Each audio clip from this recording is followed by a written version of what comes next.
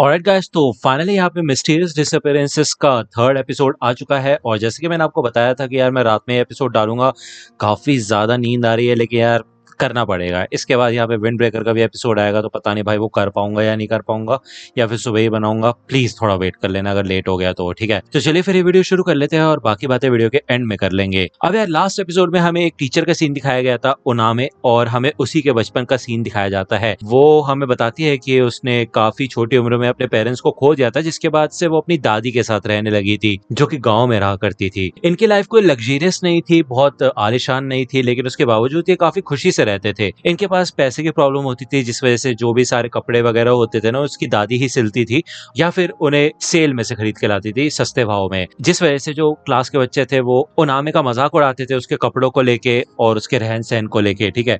जिस वजह से उनामे को काफी बुरा भी लगता था। एक बार टीचर इन सब बच्चों को कहती है कि तुम सब लोगों को अपने अपने घर से एक साफ करने वाला कपड़ा लेके आना है, क्योंकि हम पूरे स्कूल की सफाई करेंगे। जिसके बाद यहाँ पे उनामे की ग्रैंड मदर बहुत सारे कपड़े रेडी करके देती है उनामे को, जिसको देख के वो काफी ज्यादा खुश हो जाती है। और कुछ एक्स्ट्रा कपड़े होते हैं इसमें, जिसके बाद ग्रैंड माँ कहती है कि तुम बाकी बच्चों के साथ भी इसको शेयर कर सकती हो। अब यहाँ पे एक वो बंदा जो बुली होता है, वो नहीं लाया होता अपना कपड़ा, तो उनामे दिल की इतनी साफ होती है कि वो अपना ऑफर करती है उसको कि तुम ये कपड़ा ले सकते हो। वो ये कपड़ा ले लेता है, लेकिन उसके बाद जो उसके दोस्त होते हैं मजाक उड़ाना शुरू कर देते हैं कि यार तुम इतने घटिया कपड़े पहनती हो, और ये जो कपड़ा है उसी से बनी हुई है तुम्हारी ड्रेस, है कि नहीं। और ये लोग मजाक उड़ाते हैं कि इसमें से तो किसी बूढ़ी औरत की स्मेल आ रही है। जिसके बाद वो लोग उनामे को काफी ज्यादा परेशान करते हैं, उसकी बहुत बेइज्जती करते हैं। उनामे रोने लग जाती है और उसको थोड़ा गुस्सा भी आता है, तो शायद वो किसी से लड़ पड़ती है। यहाँ पे हमें दिखाया जाता है कि जो क्लास टीचर होती है वो भी बहुत ज्यादा बायस्ड होती है। वो यहाँ पे ग्रैंड मदर को बुलाती है और उसकी कंप्लेंट करती है। भले ग्रैंड मदर कहती है कि उनामे ऐसा नहीं कर सकती, वो बिना किसी वजह के किसी के ऊपर हमला नहीं कर सकती, ऐसा नहीं हो सकता। तो क्लास टीचर कहती है आप क्या कहना चाहती है कि मुझे अपनी क्लास को मैनेज करना नहीं आता। देखिए बात ऐसी है कि जो भी प्रॉब्लम है यहाँ पे, जिस हिसाब से उनामे एक्ट कर रही है, वो ये दिखाता है कि घर में वो कैसे रहती है और आप उसको कैसे पाल रही है, ठीक है। तो यार वो बहुत बेइज्जती मारते हैं यहाँ पे ग्रैंड माँ की भी, और ये उसके बाद घर जाने लग जाते हैं, ठीक है। दूसरी ओर यहाँ पे हमें फिर से अभी का सीन दिखाया जाता है, और रेन काफी ज्यादा खुश होता है कि सुमेरिको ने पहले ही दिन इतना कमाल करके दिखाया, काफी ज्यादा इन्फॉर्मेशन लेके आई है। वो सुमेरिको बताती है कि जैसे उन तीनों लड़कियों को स्कूल से बाहर लेके गई टीचर, तो वो फिर से नॉर्मल फॉर्म में आ गई थी, तो कोई दिक्कत वाली बात नहीं है। यहाँ पे रेन काफी ज्यादा एक्साइटेड होता है क्योंकि उसको एक और क्यूरियोसिटी मिल चुकी होती है। तो अब हमारा अगला जो स्टेप है वो है उसे पकड़ना, यानी कि हासिल करना। तो रेन बताता है कि मीचे एरे का एक फिलोसोफर हुआ करता था, इनोई एनरियो, जिसने योकाई के ऊपर काफी सारे लेक्चर्स लिखे हैं। योकाई आमतौर पे दो हिस्सों में डिवाइडेड है, ट्रू मिस्ट्री और फॉल्स मिस्ट्रीज। फॉल्स मिस्ट्रीज उनको कहा जाता है जो कि किसी के गलतफहमी की वजह से बनी होती है, जिसको डर लगता है उसकी गलतफहमी की वजह से। वही दूसरी ओर अगर हम बात करें ट्रू मिस्ट्रीज की, तो वो ऐसे फिनोमेना होते हैं जिनको साइंस एक्सप्लेन नहीं कर सकता। ट्रू मिस्ट्री के अंदर भी दो पार्ट्स आते हैं, एक तो जेन्युइन होता है और एक रिप्यूटेड होता है। ऐसी घटनाएं जिनको किसी तरह वेरीफाई किया जाता है, एक्सप्लेन किया जाता है, उसको रेप्यूटेड मिस्ट्रीज कहा जाता है। लेकिन वही दूसरी ओर जिनका कोई भी अस्तित्व नहीं होता, जिसका पता ही नहीं लगाया जा सकता कि यार ये चीज वर्क कैसे कर रही है, यानी कि साइंस उसको एक्सप्लेन नहीं कर सकती, उसको जेन्युइन मिस्ट्रीज कहा जाता है। भले यहाँ पे पहले तो लगता है सुमेरिको क्योंकि अब उसका ये जो मिशन है ये कंप्लीट हो चुका है, लेकिन ऐसा नहीं होता। यहाँ पे इन दोनों को फिर से अगले दिन स्कूल जाना होता है।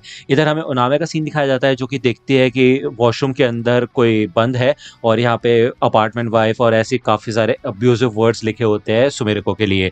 जिसके बाद वो यहाँ पे सुमेरिको को बचाने की कोशिश करती है, उसको यहाँ से बाहर निकालती है वो, और वो कहती है कि तुमने मेरे को बताया क्यों नहीं कि तुम्हें लोग परेशान कर रहे थे। तो सुमेरिको कहती है कि मैं सोच रही थी कि अगर मैं अपने आप से ये बोलूं कि नहीं ये बुलिंग नहीं है, तो ऑब्वियस सी बात है मेरे मानने या ना मानने से ये डिसाइड होगा ना कि ये बुलिंग है या नहीं। अगर मैं ये सारी चीजें एक्सेप्ट कर लूंगी तो शायद इसे बुलिंग नहीं कहा जाएगा, लेकिन मेरे को नहीं पता था वो इस हद तक पहुंच जाएंगे।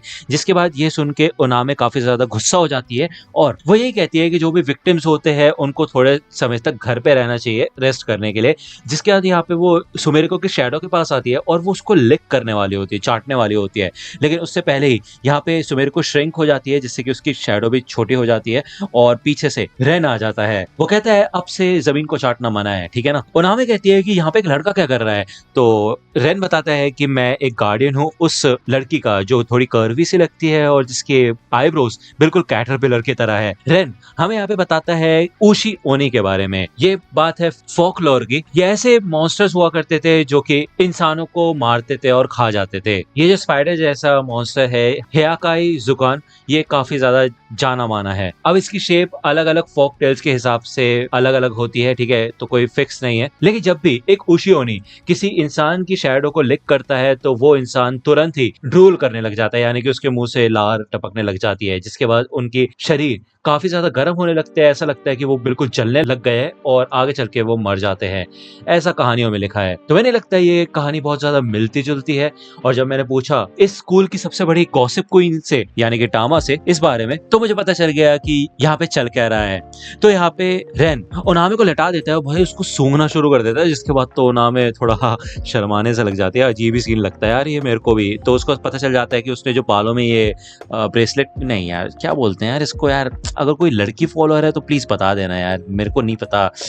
हेयर ऑर्नामेंट के अलावा भी एक नाम होता है। एनीवे, वो समझ जाता है इसी के अंदर वो एनर्जी है। तभी यहाँ पे अपने सर से वो टक्कर मारती है रेन को और गिरा देती है। इधर सुमेरी को ओनामे को समझाने की कोशिश करती है। वो कहती है कि देखो तुम हमें ये दे दो, हम उसके बाद सब कुछ संभाल लेंगे।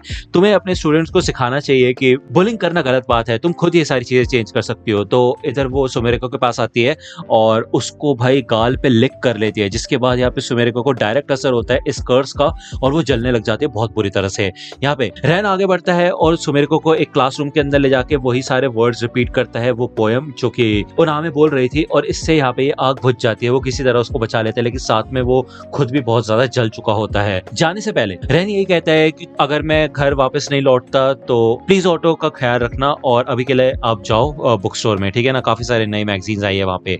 दूसरा यहाँ पे हमें फिर से बचपन का सीन दिखाया जाता है ओनामे का, और हमें बताया जाता है कि यार उसकी जो ग्रैंड माँ है उनके पास था ये ब्रेसलेट, और ये ब्रेसलेट उन्होंने ही उसे दिया था, जो कि इनकी फैमिली जनरेशन में काफी पहले से आ रहा है। ओके ना, मतलब यार काफी लंबा पास डाउन किया गया है इसको। ओनामे समझ जाती है कि यार ऐसा नहीं है कि सिर्फ बच्चे एक दूसरे को बुली करते हैं, आज उसकी ग्रैंड माँ को भी बुली किया गया था, उसकी टीचर ने किया था। तो ओनामे ये डिसाइड करती है कि वो एक ऐसी दुनिया बनाएगी जहाँ पे बुलिंग बिल्कुल भी नहीं होगी। यहाँ पे रेन थोड़ा फिलोसफी झाड़ता है यार, मतलब बहुत सारी फिलोसफी है यार, मैं मतलब मेरा दिमाग फूक जाएगा ये सारी कवर करते करते, जिनका रियल एपिसोड से कुछ ज्यादा खास मतलब नहीं है, ठीक है। जैसे रेन यहाँ पे बोलता है कि अगर तुम कर्मा में बिलीव करते हो, अगर तुम किसी और को कर्ज कर रहे हो तो तुम खुद के लिए भी एक कबर खोद लेना, सामने वाले के लिए तो खोद ही रहे हो, ठीक है ना।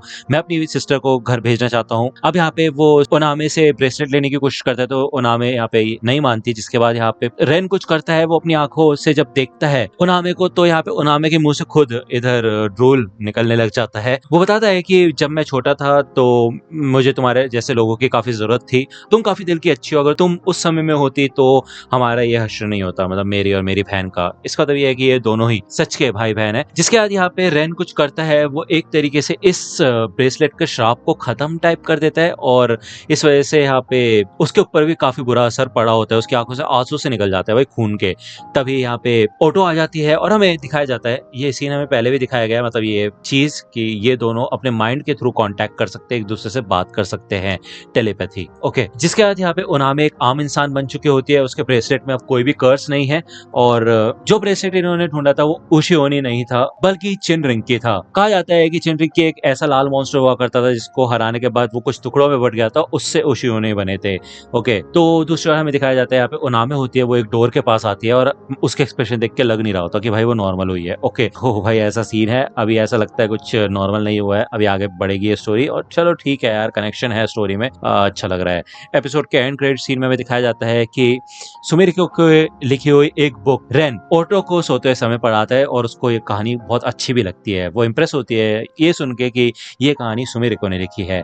तो यार ये एपिसोड यहीं पे खत्म होता है, नेक्स्ट एपिसोड आएगा नेक्स्ट वीक। और मैं कहना चाहता था आपसे कि यार विंड ब्रेकर का जो एपिसोड है वो आ जाएगा, बट अभी क्या है ना, काफी रात हो चुकी है और हो सकता है कि मैं अभी नहीं बल्कि सुबह बनाऊंगा वो वीडियो, तो प्लीज थोड़ा वेट कर लेना यार प्लीज। ओके, मैं जल्द से जल्द लाने की कोशिश करूंगा वीडियो।